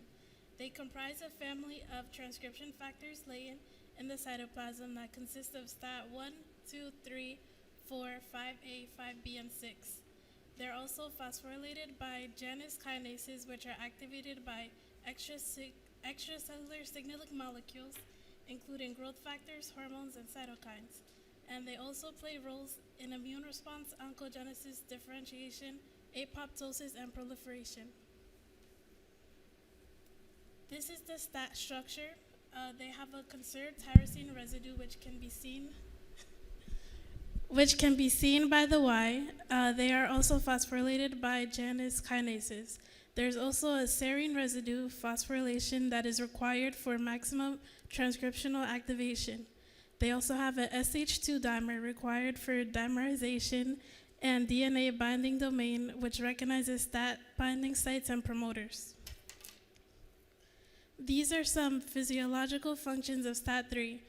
STAT3 null mutation causes embryonic lethality in mice. It's involved in wound healing, lung development, lymphocyte activation, and postnatal survival. They're constitutively activated in several cancers due to its role in regulating cell and tissue proliferation, differentiation, metastasis, and cell migration. It's also required for murine embryonic stem cell renewal and involved in glioblastoma tumorigenesis. In terms of STAT3 activation and neuronal differentiation, it's required for embryonic stem cells and P19 embryonic carcinoma cells and promotes neuronal differentiation through regulation of transcription factors SOX2 and SOX6. The methods we used were QIAGEN, IPA, In-silico, bioinformatics, meta-analysis. We identified a subset of genes that could be potentially regulated by the STAT3 dimer to promote differentiation of neuronal cells and malignant glioblastoma cells. We use QIAGEN IPA Path Explorer to identify figured potential genes regulated by STAT3 during neuronal differentiation.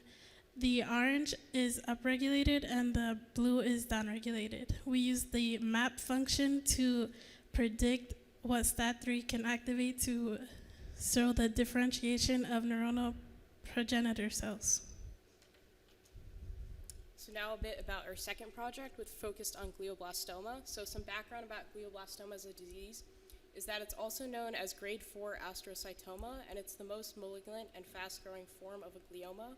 A glioma was explained before, but just a reminder that it's a tumor that originates in the glial or supportive tissue of the brain.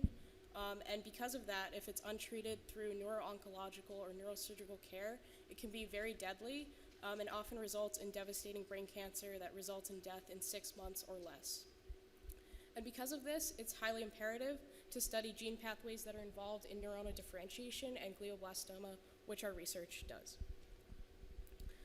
So a bit about STAT3 activation in glioblastoma. STAT3 is known to be activated by ligands that bind to the GP130 receptor, which includes oncostatin M or OSM, and leukemia inhibitory factor LIF, and interleukin 6 or IL-6. And IL-6 and STAT3 activation increases the proliferation and inhibits apoptosis or programmed cell death in glioblastoma, and therefore it contributes to the growth and tumorigenesis in glioblastoma. And inhibition of STAT3 signaling is known in glioblastoma cells to block tumor invasion and progression. So here we have two figures indicating how STAT3 is involved in glioblastoma. The top figure shows STAT3 regulation in tumorigenesis of glioblastoma, and the bottom shows STAT3 regulation in the growth of glioblastoma. And like Juliet said before, we use the molecule activity predictor of QIAGEN ingenuity pathway analysis to produce these figures. And the orange genes indicate those that are upregulated by STAT3, and the blue genes are those that are downregulated by STAT3. So in terms of our results, which ultimately leads us to future research in the lab, is that we compiled a data set of 53 genes initially that are potentially involved in neuronal differentiation pathways, and 25 genes that are potentially involved in glioblastoma pathways. And then by conducting research of genomic data and existing literature on the GEO databases, we discovered 7 genes that were specifically involved in neuronal differentiation, and 5 genes that we would like to further investigate in glioblastoma. And we would like to further investigate these target genes through P19 embryonal cell culturing for the neuronal differentiation project, and glioblastoma cell line culturing for the glioblastoma project, along with real-time RT-PCR and Western blot analysis. And here you can see a summary of our identified genes. On the left is for the neuronal differentiation project, and on the right is for the glioblastoma project. And we would just like to thank Dr. Snyder for being our research mentor and all her support throughout the research process, and also Dr. Chang and the Institute of Neuroimmune Pharmacology for hosting this event.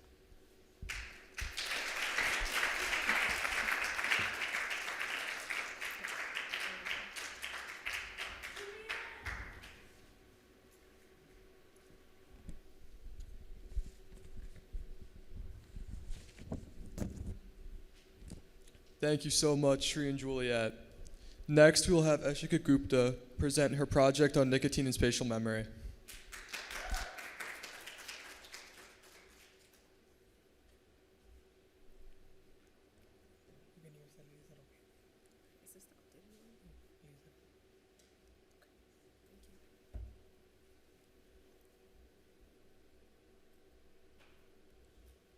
Thank you, Aiden, for the kind introduction.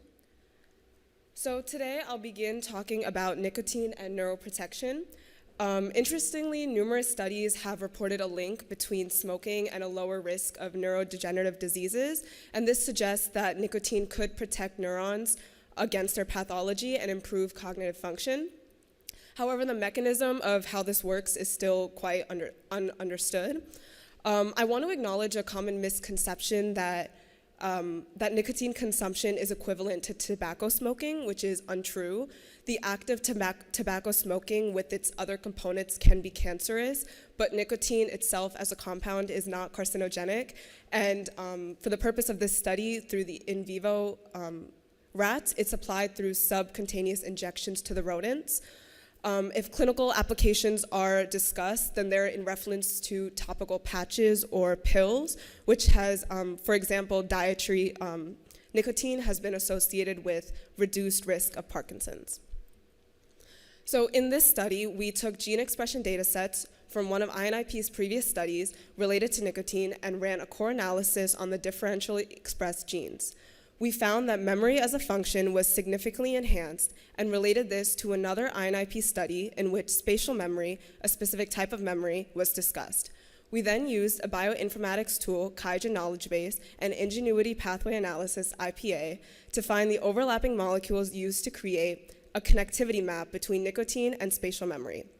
Then, we found a significant z-score with a correlated p-value for quantitative confirmation of nicotine's enhancement of spatial memory. So to begin, we analyzed deep sequencing RNA data of the hippocampus, prefrontal cortex, and the striatum from GSE 47474, which was collected from a previous INIP study in 2013. This study was a 2x2 study and collected data from 4 groups, including HIV-1 transgenic rats and nicotine and saline-treated rats. For the purpose of this study, we only analyzed the differentially expressed genes from the saline to the nicotine-treated F344 rats and omitted any data from the HIV-1 transgenic rats. This heat map in image A shows all of the diseases and functions related to the differentially expressed genes after nicotine treatment. The blue color indicates inhibition, and the orange color indicates activation or enhancement. As we zoom into the nervous system development and function, we find that memory is significantly enhanced. The z-score of 2.337 with a p-value of 1.05 to the -10th indicates a strong, significant activation of the function of memory after nicotine treatment. So in order to do a deeper dive into memory, because that's a very, very broad function, we decided to look into spatial memory specifically. Now, before I talk about how we got to this specific type, I want to define spatial memory first and how it shows up in our daily lives. So spatial memory is necessary for orientation in space and for navigation. It plays a vital role in our ability to learn, store, and retrieve information about the unique experiences that happen on the day-to-day. So if spatial memory is deficient, such as in patients with neurodegenerative diseases, they can have no recognition of where they are, they can forget where they put their belongings, they have trouble gauging distance from an object, and sometimes they exhibit wandering symptoms. We chose spatial memory in particular because in a study led by Dr. Chang in 2013, they found evidence of nicotine enhancing spatial memory through the water maze test. Here, animals are tasked to locate a submerged platform in water, relying on sensory cues such as smell or sound. They go through 10 acquisition training days to learn where the platform is located, which is indicative of long-term memory retention. Then, with the probe test, the platform is taken away. The mean latency to former platform location, which is shown on the y-axis, is a measure of the time in seconds it takes to reach the target quadrant. So basically, they try to search for the missing platform. In a smaller subgroup of F344 rats, cluster B, nicotine treatment resulted in the animals reaching the target quadrant in less time.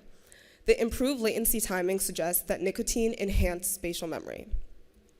Therefore, the goal for the beginning of this study is to provide quantitative evidence of nicotine's enhancement of spatial memory.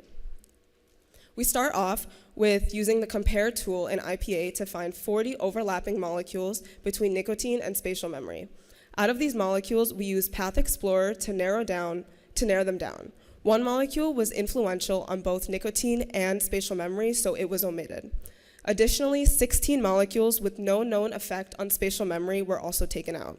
The remainder 23 molecules are the focus of the rest of the study. So using the molecular activity predictor, we created a simulation to mimic nicotine exposure, which is indicated in red. The 23 molecules, as described previously, are influenced by nicotine and have a resulting enhancement of spatial memory. The orange color indicates the predictive activation or enhancement. In order to take account the weights for each molecule and its contribution to spatial memory, we completed the Kramer downstream effect analysis. This synthesizes the findings from 155 references in the QKB. The molecules from -1 to 0 result in a decrease of spatial memory, while the molecules from 0 to 1 result in an increase of spatial memory. Statistical analysis on the consistency of these findings generates a z-score of 2.089, which predicts a strong activation of spatial memory. Its associated p-value of 0.03667 is an indication of our confidence that the directionality and effect of these molecules are not attributed to chance. As of now, we've shown that differentially expressed genes from GSC 47474 result in an increased overall memory. The Morris Water Maze study allowed us to narrow down into spatial memory. Then for this study, we provided quantitative support that nicotine enhances spatial memory using the curated results of 155 studies from the QKB. This was achieved both from the color of the connectivity map, because, as Bashir mentioned, the color is generated through a statistical analysis, as well as quantitation using Kramer analysis to get a specific z-score and associated p-value. Since spatial memory association to nicotine is fairly under-researched, we hope to add on to this growing hypothesis in the coming months. In future directions for this project, we propose to look further into related canonical pathways, molecular networks, or knockout genes that have an impact on spatial memory. We would also compare DEGs by region, because in this data set there was 3 different ones, and potentially an in vivo study, maybe in terms of short-term memory as well. I would like to take a moment to thank Dr. Chang for her mentorship and guidance in this project, as well as Winfei, Jonathan, and Bashir for their help with methodology, as well as the rest of the INIP members for their continual support. I'd also like to thank Seton Hall's Peterstein Academic Exposition for allowing me to present this topic, and the judges and audience for their attention. Thank you again.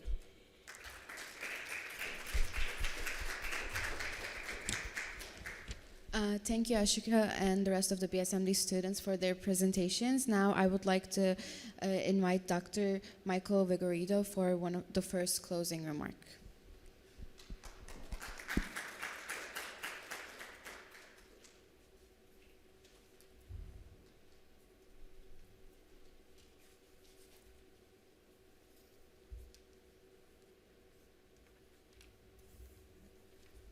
Hello. I would like to thank Dr. Chang for inviting me to come. These great talks, great projects going on here. And it's fun. I started working with Dr. Chang quite a while ago. And when she one day asked me if I wanted to participate in a study on IPA, I knew nothing really about IPA. And the first manuscript that she gave me, when I saw the word in-silico, I thought that was cute. It was great. I had to play on with in-vivo and in-vitro. And, but I really had never heard that term before. And, but we now know much, I didn't know much more now. And the power of this approach in combination with in vitro and in vivo studies is really incredible. We're in a lucky time for us researchers on this thing. But this morning I woke up and I was wondering, I wonder what a silico being would think about in silico research. So I opened up my browser and I went to ChatGPT and asked, what it believed. And so this is the prompt that I gave.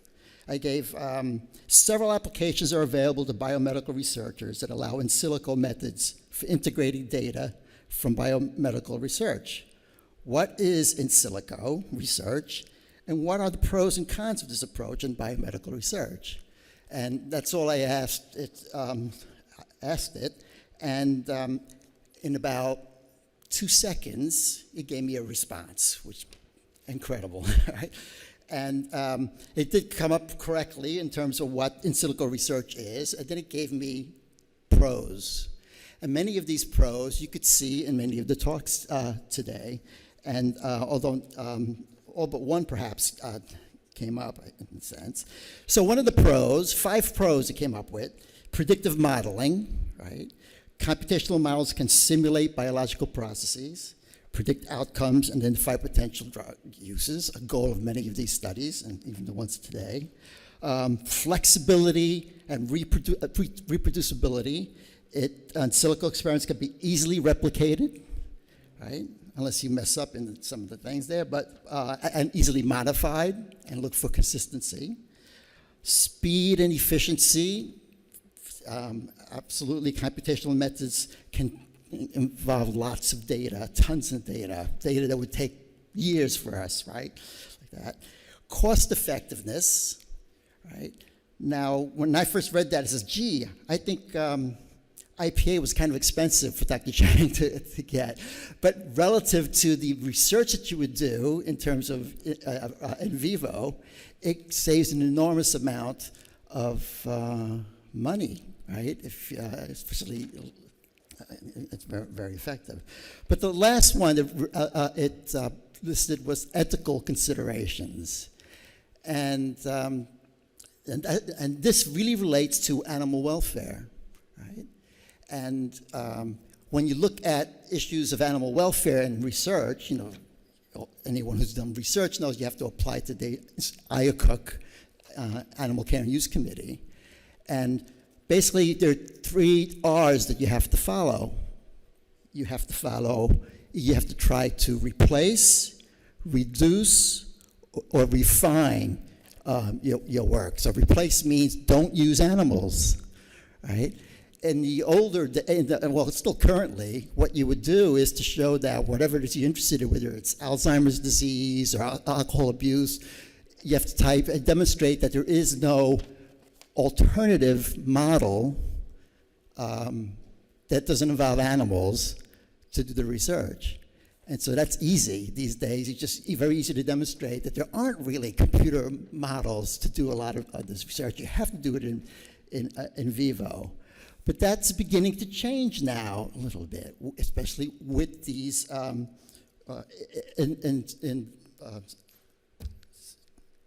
with these computer models, this In-silico. And so replacement is part of this, that you could do a lot of studies as exploratory or initially using these in-silico studies, and that will reduce the number of animals used. And that's also true for not just replacement, but reduction in animals. If you can't replace it, you can reduce the number of animals you're using based upon the studies that you've done in silico, right? And refinement usually means reduce any stress that you can in the animals, which is not as relevant here. So it came up with 5 pros. Would it be biased and come up with very little cons? But it did come up with 5 cons as well. And one of them is limitations of the model, right? Limitations. Computational models may oversimplify complex biological systems. And that's certainly true, that you can oversimplify it, although I think it oftentimes does a pretty good job with all these complex pathways you see of trying to integrate different areas of the biological system. Data quality and availability is another con.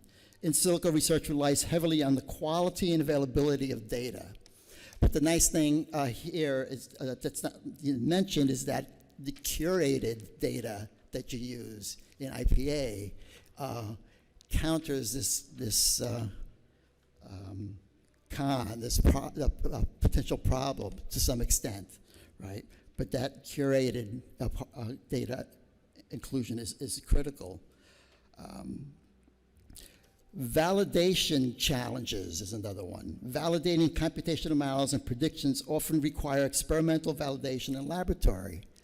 This one I disagree with ChatGPT. This is not a con, this is not a problem. This is part of what in-silico research is.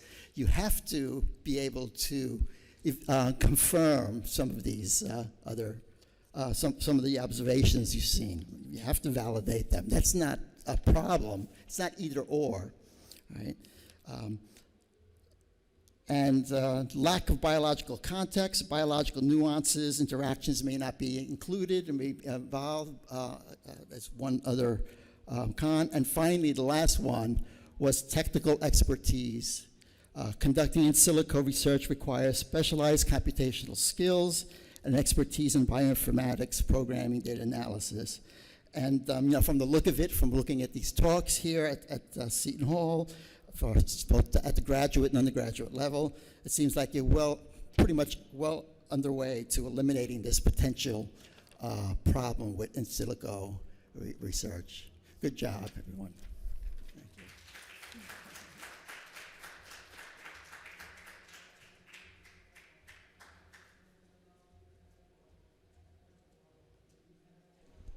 Thank you so much, Dr. Vigorito, for your closing remarks. I would now like to introduce Dr. Heping Zhao, who is a co-PI of an NIH R21 award via NIIP, for her closing remarks.